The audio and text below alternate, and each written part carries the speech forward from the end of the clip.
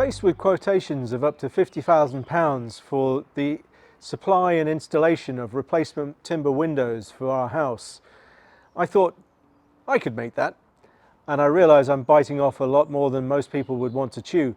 But having looked at some YouTube videos from great channels like Bradshaw Joinery, I really did think I could make that. So follow along in this first project of my new series and see how I get along as I try to make Accoya timber flush casement windows. So the backstory to this video is that in 2014 we completely renovated our house, including replacing all of the timber windows. The previous ones had been there since the 1920s and were really in quite good condition given their age. We replaced them through a UK company who sourced the windows from Poland, and unfortunately I think what they did was tell a company to use storm-proof windows and replace the storm-proof elements to make them look like flush casements. And I knew from the get-go that there was going to be a problem with these windows, and eventually the intermediary UK company did a runner. They got our deposit, 25% of the total quotation for the windows, but we were left with a big problem down the road. We've got an externally insulated render system, insulation and render system on the house, and the potential for huge costs making good on damage to the render and the internal decorations is really high, having to replace all the windows. Now the biggest problem we face is really with rotten casements. The frames themselves, for the most part, are in good condition, and most joiners we spoke to really didn't want to get involved in making new casements to fit into, or sashes to fit into, existing frames. So this is the nature of the project that I'm undertaking, is to replace window by window those selected sashes, casements that really need to be replaced, and I'm having to fit in with the profiles used by the original manufacturer. So that's a Euro profile, there's a Schlegel sort of weather stripping in there, and it's unusual in that most of the profiling is on the casement itself rather than in the frame. And so that has presented some problems, but I found that all of the tooling was available. I visited Whitehill Tools up in Luton, and David, the founder and managing director, was really kind enough to give me a tour of the facility, invited me up to explain everything that was needed. And so I got fully tooled up in combination with my new F3 spindle moulder from Hammer, from the Felder Group.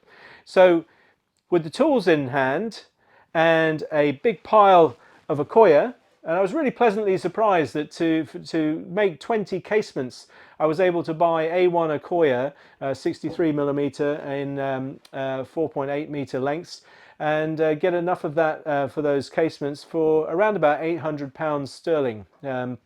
So really pleasant surprise on that one, materials wise.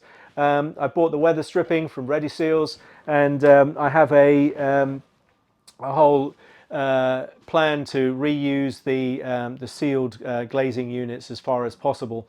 We'll see how that goes, but I may need to buy new ones where I damage them. So part of my frustration with this whole situation is that I did actually use this UK supplier as a test case when I was building the workshop that I'm standing in now. I used it for the French doors and the double opening windows, and it seemed like everything was pretty good. But I could tell that the way the joints were done, rather than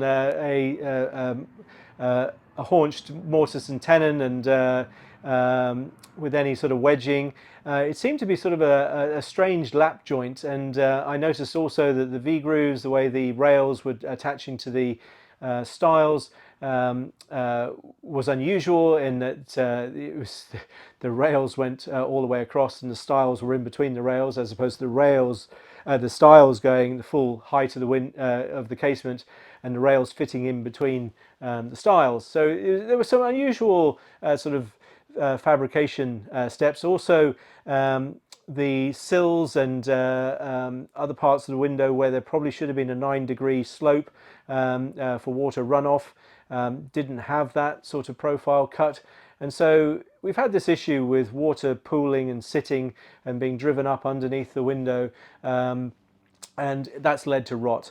I'm also convinced that although we ordered and paid for, or were going to pay for hardwood windows, I think we received a whole mixture of different softwoods and hardwoods. In fact, we've got one large window in our kitchen, which really looks like the sill is made from some sort of balsa wood, or even a pressed paper product. So there's some dodginess going on somewhere in the supply chain. But anyway, that's history now. So what I'll be showing from some of the B-roll, though, is just the extent of the rot. For the most part, it started at these lap joints where the rails were joined to the stiles, and that's led to water ingress and rot over time. But it's also, I think, down to the microporous paint system that was used. I don't think enough layers were used, and effectively from within 12 to 18 months, there was evidence of rot in quite a number of the windows.